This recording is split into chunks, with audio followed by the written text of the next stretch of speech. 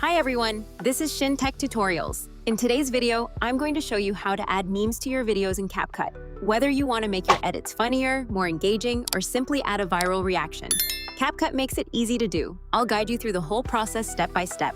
So let's get started. Once you're in CapCut, open an existing project from your drafts or tap New Project to create a new one.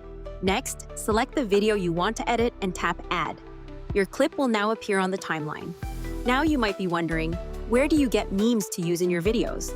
If you've already downloaded one to your phone, you're ready to go. If not, open your browser and search for greenscreenmemes.com.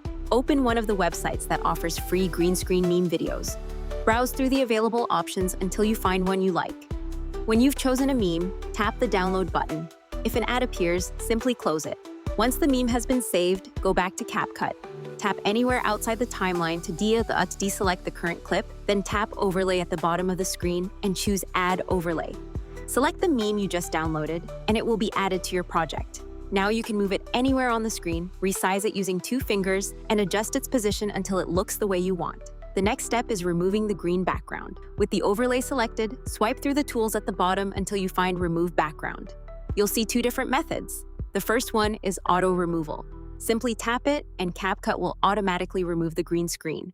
If the result isn't perfect, you can use the second option instead. Choose the color picker, tap on the green background, and confirm the selection. This usually gives you a cleaner result. Once the background is removed, position the meme exactly where you want it to appear in your video. If you don't want the meme's original audio, select the overlay, tap volume, reduce it to 0, and confirm the change. Finally, if you'd like the meme to stay on screen longer or appear from the beginning of the video, simply drag the edges of the overlay on the timeline to adjust its duration. And that's all. Now you know how to add memes to your videos in CapCut. We hope this tutorial was helpful. If you have any questions, feel free to drop them in the comments.